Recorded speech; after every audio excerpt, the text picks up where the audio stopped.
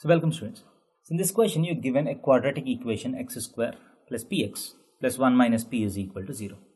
And it is given that 1 minus p is one of the root of this equation. If that is so, what are the roots of this equation?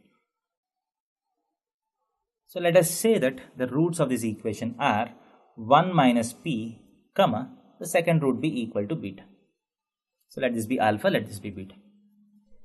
Now you're asked to find these values. So now, what are the equations that I have? I have the equation for sum of the roots. I have the equation for product of the roots. So first, sum of the roots, 1 minus p plus beta is equal to minus p, right? And 1 minus p into beta is equal to 1 minus p. So from these two equations, from the first equation, minus p and minus p is getting cancelled.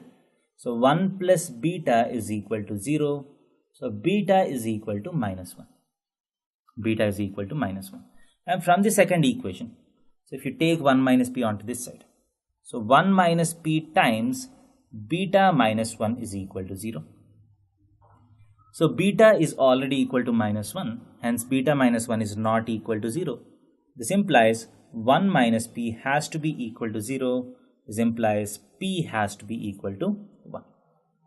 P has to be equal to 1. So in the question, what is the thing that is asked? You're asked to find 1 minus p and beta.